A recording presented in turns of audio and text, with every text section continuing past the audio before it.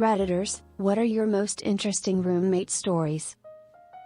My roommate in college claimed he was involved with the mafia. He was constantly sweaty, was very jumpy, and always had a lot of cash in his car. He never was around on the weekends, and I never saw him drink. Strangest of all, is that he never once slept in his room.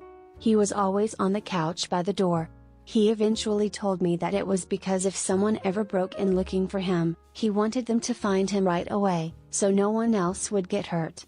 I still don't know if he was telling the truth, but nonetheless I always locked my bedroom door at night. My South Korean roommate in college played StarCraft, 2? Not sure, well into the night. We're talking like I'd be getting up to go to class and he'd be logging off. It cured my insomnia. Listening to a game in a language I didn't understand was very soothing, apparently, and I went from taking 3 to 4 hours a night to fall asleep, if I would at all, to falling asleep within 30 seconds of laying my head down. I'm pretty sure I used to live with a hobbit. Man about 5'1", curly brown hair, constantly cheerful demeanor.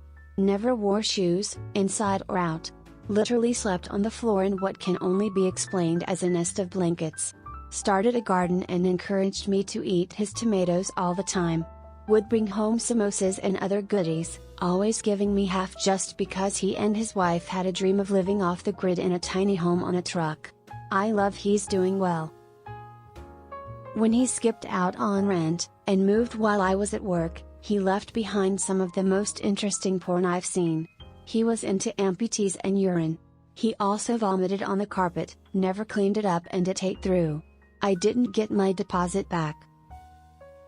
I taught a roommate how to boil water. Iced tea was the first thing, other than sandwiches and salads, that she had ever made. I had to teach someone what an acceptable price for everyday groceries are. She had never done a day of grocery shopping in her life, and I was astonished when she came back with a relatively smallish loaf of bread that cost over £7, and she thought that was reasonable price. Among other things such as gourmet beef etc., she spent around £80 to £90 for her first week of food shopping for herself at uni, and complained to me about how it didn't look like her maintenance loans were going to cover her food shopping. Nowadays she is better at getting deals for food than I am. My roommate once created a whole new life form by leaving beans in the fridge until they molded so bad they became pure white. Then she got mad when I threw it away because she was going to use it later. There are plenty, but one of my roommates used to sleepwalk and sleep talk almost every night, and I was the only one who'd be awake whenever it would happen. I'd witness her cleaning our fridge, sealing our open bag of chips, and I'd hear her quote Shakespeare in her sleep. What made her go back to bed was me asking her to sleep, and she'd look at me and close her eyes. Whenever I asked her if she recalled any of it, the answer was always no. First college roommate rarely did laundry and would borrow my underwear, especially for dates, and return them dirty, unwashed.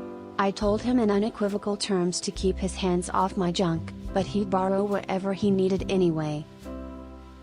My freshman year college roommate was a random pairing. This kid partied all night and slept all day, legit wouldn't wake up until 5 p.m, he goes MIA for like a week. I call my mom because I'm not sure he's even alive. She searches to see if he has been arrested. Before she can call me back, the cops are knocking at our door and ask, "Have you seen _ and I say no. Mom calls me back a few minutes later. He had been booked for robbery at a convenience store which was in our dorm building. He tried to hide in an air vent, he made the front page of the campus newspaper, was expelled, and I got the whole dorm to myself for the rest of the fall and spring semester.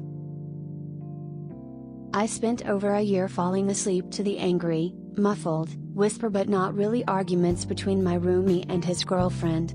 Just muffled enough that I couldn't understand what the problem was, but they were clearly not happy together. So I'd just lie in bed wondering, what's my duty of care here?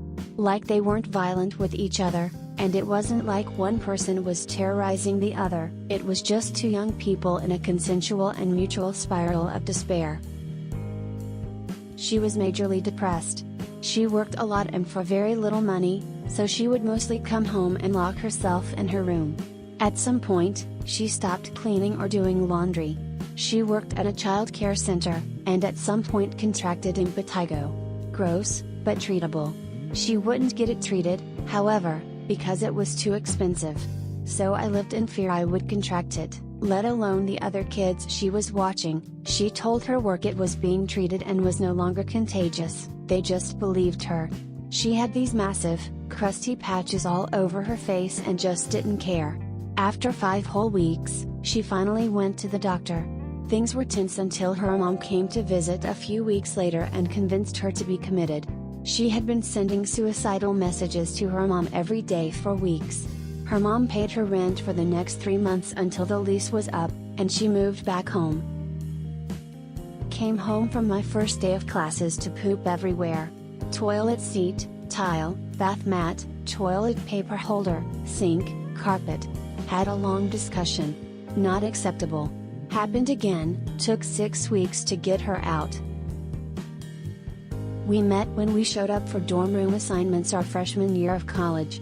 Almost 50 years later, we're still the closest of friends. I recently attended his daughter's wedding. A grand affair, because he happens to be uber wealthy.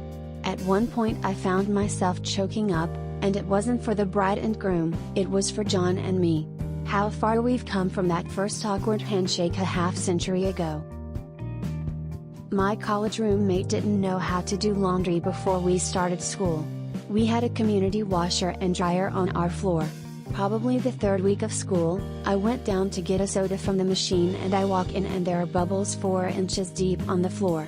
My roommate walks in behind me to check his laundry. He had put 3 full scoops of Tide in the washer with his load. I had to take him to an off-campus laundromat to wash all of the excess soap out of his clothes.